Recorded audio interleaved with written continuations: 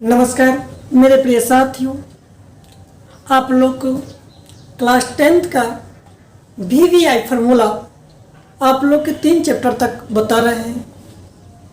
देखेंगे यहाँ 20 नंबर को जैसे फार्मूला जो है 20 नंबर को एग्जाम में पूछा जाता है। चलिए स्टार्ट करते हैं। सबसे पहले आप लोग को अध्याय 1 का जैसे फार्मूला के बारे में बता रहे हैं। जो पहला फार्मूला होता है जो यूक्लिड विभाजन प्रमेयिका के बारे में पूछता है, उसका जो फार्मूला होता है a बराबर होता है बी क्यू प्लस आर। ए बराबर क्या होता है? a बराबर जो होता है बी क्यू प्लस आर। ध्यान देंगे, जहां a जो होता है ये होता है मेरा भाज्य, यह क्या होता है? भाज्य होता है। b बराबर होता है मेरा भाजक, b बराबर क्या होता है? भाजक। और Q बराबर जो होता है भागफल, Q बराबर क्या होता है? भागफल। R बराबर जो होता है शेषफल, R बराबर जो होता है शेषफल। यानी कि यह लिखने का अर्थ यह हुआ कि भाज्य बराबर जो होता है वह भाजक गुने भागफल और जोड़ शेषफल होता है।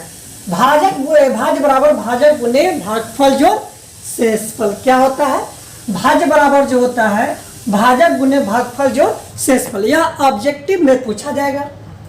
ध्यान देंगे, a बराबर जो होता है बी क्यू प्लस आर, यानी भाज्य बराबर जो होता है भाजक गुने भागफल जोड़ शेषफल। भाज्य बराबर क्या होता है? भाजक गुने भागफल जोड़ शेषफल। चलिए आगे चलते हैं। ध्यान देंगे, इसमें एक शर्त क्या है? 0 से बड़ा होगा r या बराबर होगा। 0 से क्या होगा? बड़ा होगा चाहे बराबर होगा। और r से जो होते हैं b जो होते हैं क्या होगा? बड़ा होगा। r से क्या होगा? b जो होते हैं बड़ा होगा। यानी कि भाजक जो होगा शेषफल से भाजक क्या होगा? बड़ा होगा। शेषफल से भाजक क्या होगा? बड़ा होगा। चलिए आगे चलते हैं हम लोग।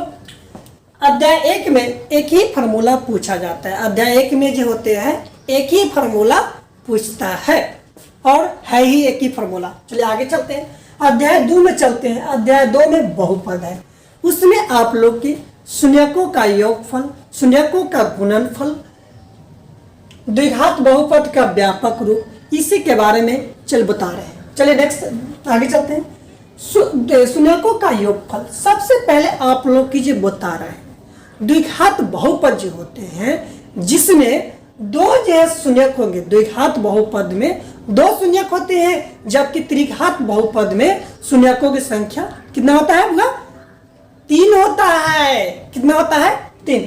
त्रिघात बहुपद में शून्यकों की संख्या कितना होगा?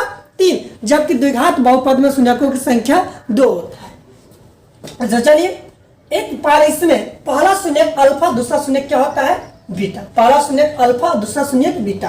तो हम चलते हैं शून्यकों का योगफल। शून्यकों का योगफल क्या होता है? Alpha plus beta minus B by A. Minus क्या होगा? बी बाई ए, जो हिंदी में आता है माइनस एक्स का गुणांक बटा एक्स स्क्वायर का गुणांक।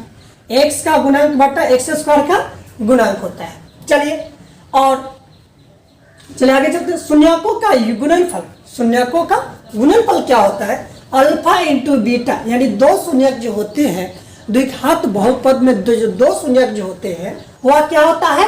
Alpha into beta. क्या होता है? अल्फा इंटू बीटा, जिसका जो फॉर्मूला होता है सी बाई ए।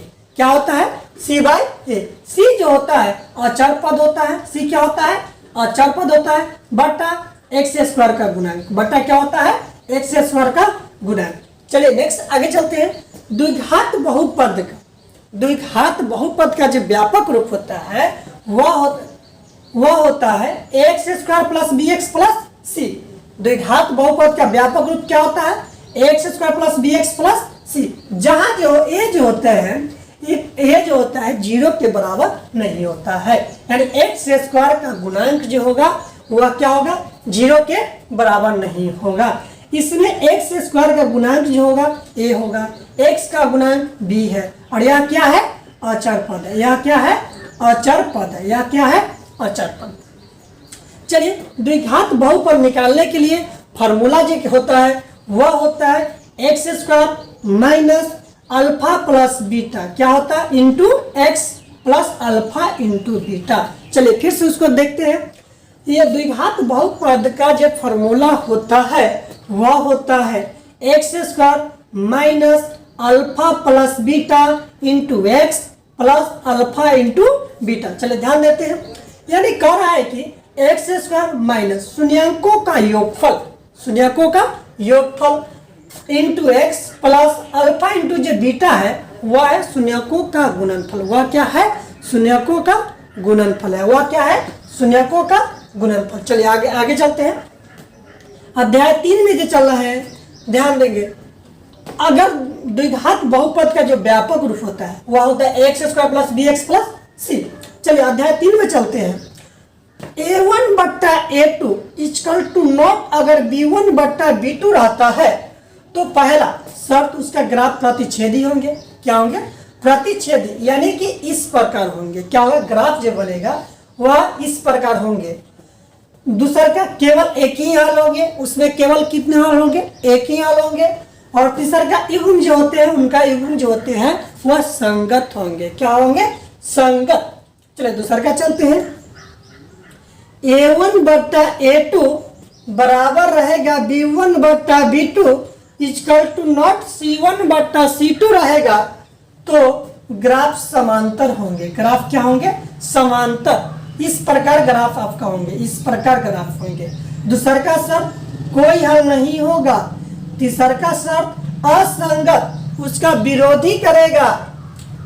चलिए नेक्स्ट आगे चलते हैं। जब a1 बट्टा a2 बराबर b1 बट्टा b2 बराबर c1 बट्टा c2 यानी तीनों जब बराबर हो तब उसको जो है पहला ग्राफ जो होगा समपाती होंगे। क्या होंगे? पहला ग्राफ बाबू समपाती होंगे। दूसरा ग्राफ क्या होगा?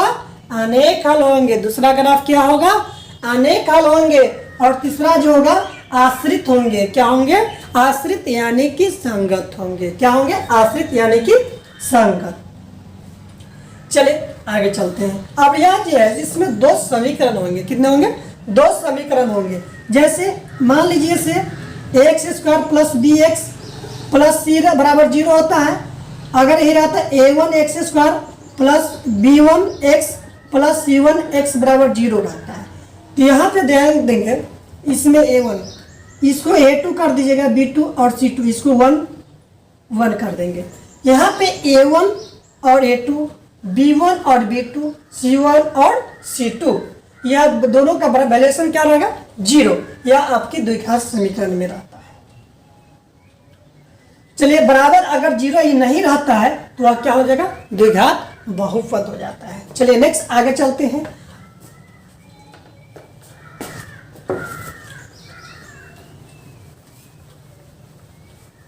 चलिए इसी में एक आप लोग की जो एक फॉर्मूला है वह है वर्ज गुणन विधि से।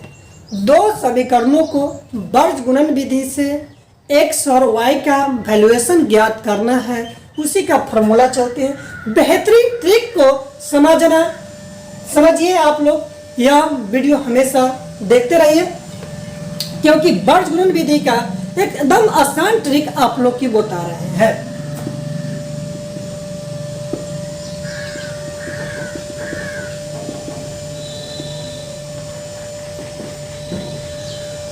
वर्ज गुणन विधि से आपको दो समीकरणों को हल निकालना है, x और y का वैल्यूएशन निकालना है। ध्यान देंगे, जब जो है आपको अगर इस प्रकार रहता है दो समीकरण a1x plus b1x plus c1 बराबर 0 रहता है। दूसरा का यह समीकरण फर्स्ट है। दूसरा का समीकरण है a2x plus b2x plus c2 बराबर 0 रहता है। यह दूसरा का समीकरण है। तो वर्ज गुणन विधि के लिए बहुत आसान ट्रिक है, वह आप देखेंगे। इसका जो ट्रिक जो है वह इस प्रकार लिखेंगे x y 1। आप जी इसका बाटा कर दीजिएगा। क्या कर दिए? बाटा कर दिए। सबसे पहला स्टेप जो होता है, सबसे पहला स्टेप जो होता है वह होता है BC बक माइनस बक। क्या होता है? बक माइनस बक। इसमें लिखेंगे का माइनस का, इसमें लिखेंगे अब माइनस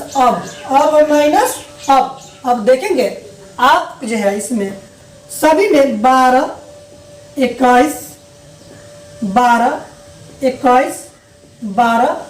21 हो गया आपका फार्मूला। देखेंगे कितना सॉफ्ट में आपकी फार्मूला लिख दिए। सबसे पहला लिखेंगे x बट्टा बक माइनस बक y बट्टा, इस सभी को बराबर कर दीजिएगा, y बट्टा का माइनस का और 1 बट्टा अब माइनस अब कीजिएगा रे बाबू, क्या करेंगे अब माइनस अब, और सभी को 12 21 बैठा दीजिएगा। क्या करेंगे 12 21 बैठा देंगे। अब देखेंगे आपको x का मान निकालना रहेगा, तो लिखेंगे x बट्टा b1 into c2 minus b2 into c1 बराबर 1 बट्टा a1 b2 minus a2 b1।